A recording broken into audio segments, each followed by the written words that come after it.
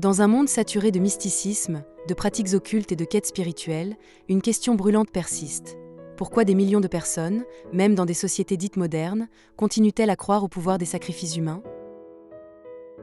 Dans certaines cultures, ces actes sont censés apaiser des esprits, ouvrir des portes ou encore multiplier les bénédictions. Mais face à ces pratiques sombres, une lumière éternelle se dresse, le sang de Jésus-Christ. Ce sang versé, une seule fois, sur la croix, possède une puissance incomparable. Et aujourd'hui, nous allons vous montrer pourquoi aucun sacrifice humain ne peut rivaliser avec ce sang divin. Ce sera un voyage de révélation, de vérité et de liberté. Dans de nombreuses pratiques occultes, le sang est considéré comme un pont entre le monde physique et spirituel. Il est utilisé dans des rituels, invoquant des entités invisibles, dans le but d'obtenir du pouvoir, de la richesse ou une influence surnaturelle. Des témoignages rapportent l'utilisation de sacrifices animaux, voire humains, dans des cérémonies sataniques où le sang devient monnaie d'échange. Mais ces rituels sont toujours associés à la peur, la domination et la malédiction. Contrairement à cela, le sang de Jésus-Christ apporte la paix, la guérison, la vie éternelle. Il n'est pas un moyen de manipulation, mais une expression d'amour suprême. Lévitique chapitre 17, verset 11 dit « Car l'âme de la chair est dans le sang. » Mais à qui remettons-nous cette vie ? Le sang peut relier au ciel ou enchaîner dans les ténèbres. Le sang de Jésus n'a pas été versé par contrainte, ni pour satisfaire une entité obscure. Il a été offert volontairement, par amour, pour racheter l'humanité tout entière. Jean chapitre 3, verset 16 résume cette vérité. « Car Dieu a tant aimé le monde qu'il a donné son Fils unique. » À travers cette offrande parfaite, le Fils de Dieu a vaincu la mort, la malédiction et toute œuvre occulte. Tandis que les sacrifices humains dans les ténèbres réclament des vies innocentes, le Christ, lui, a donné la sienne, pure, sans péché, pour libérer les coupables. Le sang de Jésus n'emprisonne pas, il délivre. Il ne condamne pas, il restaure. Dès l'Ancien Testament, Dieu révèle que le sang a une valeur spirituelle.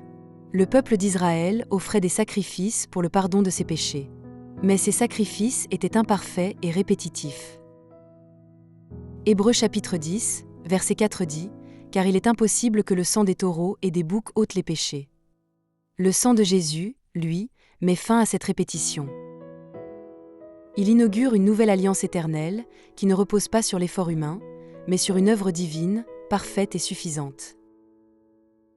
Là où les hommes sacrifient par peur, Dieu, lui, sacrifie par amour. L'occultisme promet des révélations secrètes, des pouvoirs surnaturels, mais il lie l'âme à des forces de destruction. Ceux qui ont été délivrés de l'ésotérisme témoignent de chaînes invisibles, de cauchemars, de terreurs nocturnes. Pourtant, une parole du sang de Jésus a suffi à les libérer. Apocalypse chapitre 12, verset 11 déclare « Ils l'ont vaincu à cause du sang de l'agneau. » Le sang de Jésus fait fuir les démons, brise les pactes occultes, annule les malédictions. Aucun rituel ne peut lui résister. Il n'est pas un outil, c'est une personne, Jésus vivant à travers son sacrifice. Lorsque vous comprenez ce que le sang de Jésus a accompli, vous cessez de craindre les malédictions. Vous entrez dans une autorité nouvelle.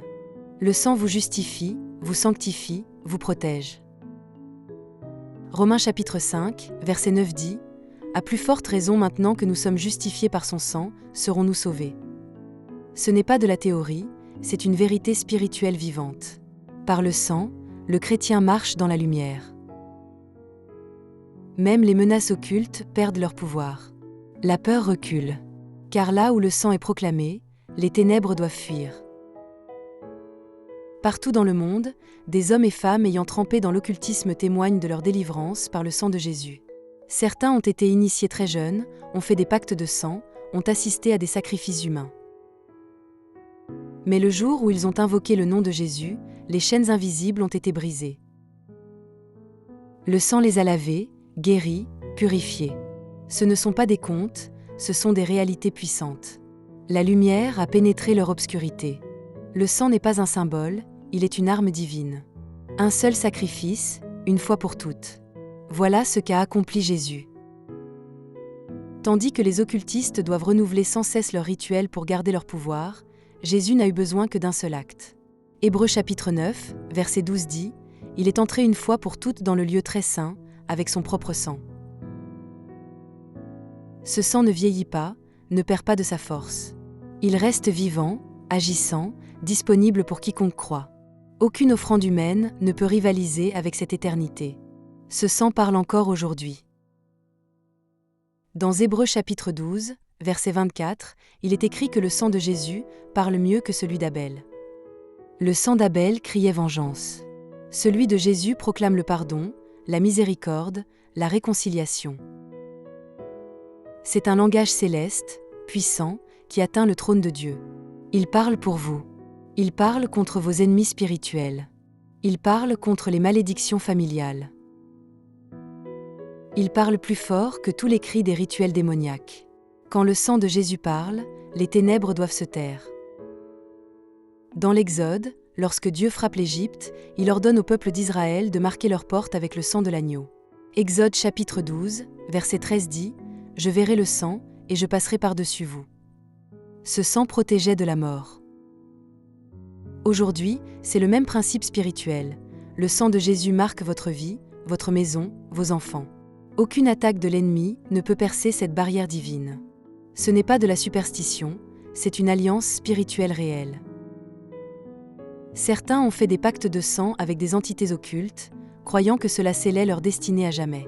Mais la Bible affirme que Jésus a cloué ses ordonnances à la croix. Colossiens chapitre 2, verset 14 dit « Il a effacé l'acte dont les ordonnances nous condamnaient. » Aucun pacte, aussi ancien soit-il, ne résiste au sang de Jésus. Il efface, détruit, recrée. Ce que l'ennemi croyait verrouillé devient libre. Ce sang est une clé éternelle. 1 Pierre chapitre 1, versets 18 à 19 dit « Vous avez été rachetés, non par des choses périssables, mais par le sang précieux de Christ. Ce sang vous rachète de tout esclavage spirituel, de toute dette, de toute honte. Il vous donne une nouvelle identité. Là où le diable vous appelait « sien », Jésus dit maintenant « Tu es à moi ». Le sang vous change de royaume. Vous n'êtes plus dans les ténèbres, mais dans la lumière.